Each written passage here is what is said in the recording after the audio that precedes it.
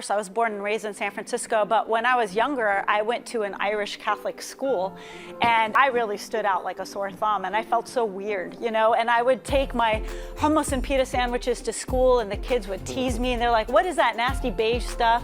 And then my dad, and I'd come home like, Dad, can't you just give me peanut butter and jelly? And my dad would be like, that's what they give in jail. We're not gonna, that's what they feed the convicts in jail. You want me to give you peanut butter? And I'm like, Dad, what are you talking about? Everybody eats it at school. Welcome back, YouTube fam, to my favorite highlights from a live show that I did in coordination with PBS in San Francisco called The Flavors of the Levant. I recruited two of my favorite chefs, and we shared our raw and candid thoughts on Arab food and culture. Our aim was to dispel a lot of stereotypes and give you an inside look at Arab hospitality and cuisine. If you haven't already, check out part 1 in my previous video. We have a panel that you've helped to curate tonight. So without further ado, let's welcome Saif and Samir to the stage as well. Right. How are you? Good to see you.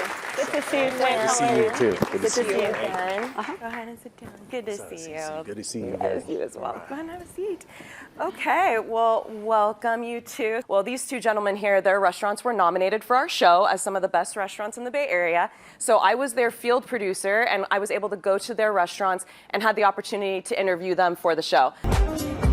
Mazra is a place where you come and take it easy with your friends and family, enjoy good food, and leave smelling like some good mesquite. Mediterranean is such a broad term, right? So if we were to focus, I'd say we're more Levant. The Levant is comprised from Turkey to Jordan to Lebanon, Palestine.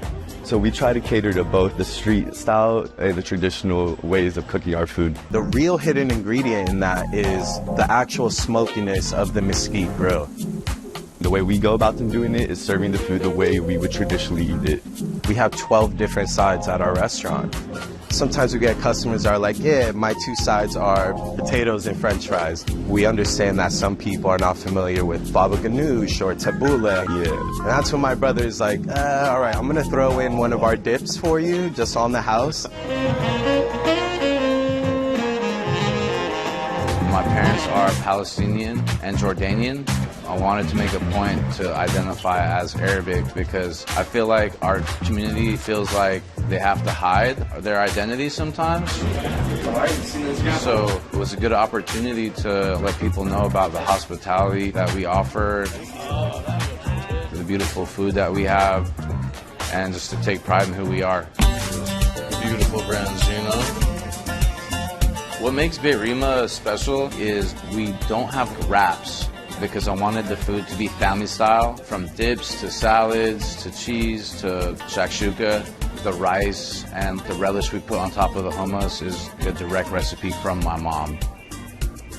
How does it feel to be able to take recipes that you've learned that were passed down to you from the people that care about you the most and be able to continue to share them with the world? You know, I came from fine dining, so I would work at these restaurants and we would try so hard to, you know, be avant-garde, and I kind of just started realizing my mom's home cooking was better, and you know, the hospitality the hospitality that we offered was better. And a lot of times you go to these Michelin star restaurants and it's just very uptight.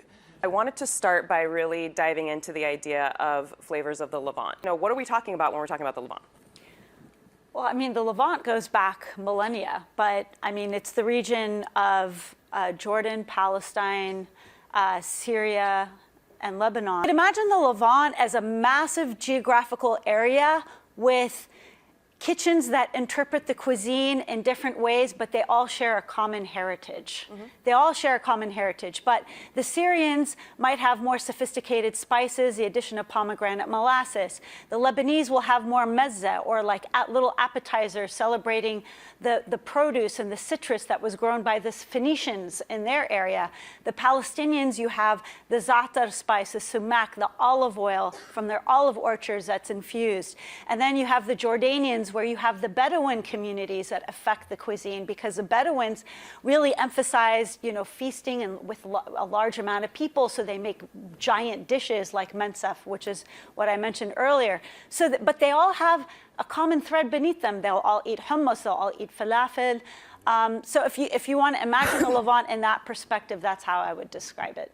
You know, the Levant, just like she kind of mentioned, Blanche, we all have kind of like that underlying fabric of food that we all share, right?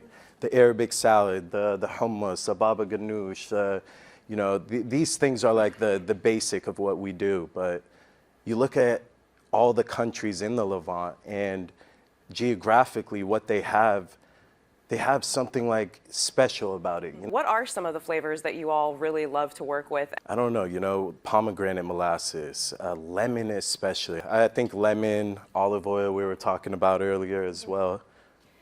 Well, yeah, garlic, lemon, olive oil is definitely like a big affinity, especially if you add a little chili in there too. The spices, you know, we use a lot of like what I like to call warm spices. So we have a spice blend that's called baharat. So baharat could be as simple as like black pepper and allspice, and it could be up to 7 to 10 spices. So that's something I use on the menu a lot. Different baharat mixes for different dishes. That's what's beautiful about our cuisine is, for example, in my YouTube channel, Feast in the Middle East, I could be making something and then I'll get an email from somebody in Chile and she'll write me and say, you're making that soup the same exact way my mom makes it. And she's Palestinian and she moved to Chile in the diaspora 50 years ago. So what's the deal? Like, we all make it the same way? And I said, yes, that is the thread that binds us all together. And these restaurants help spread that thread to other people so they could appreciate it and enjoy it, not just as a Mediterranean restaurant. There's so much more to it.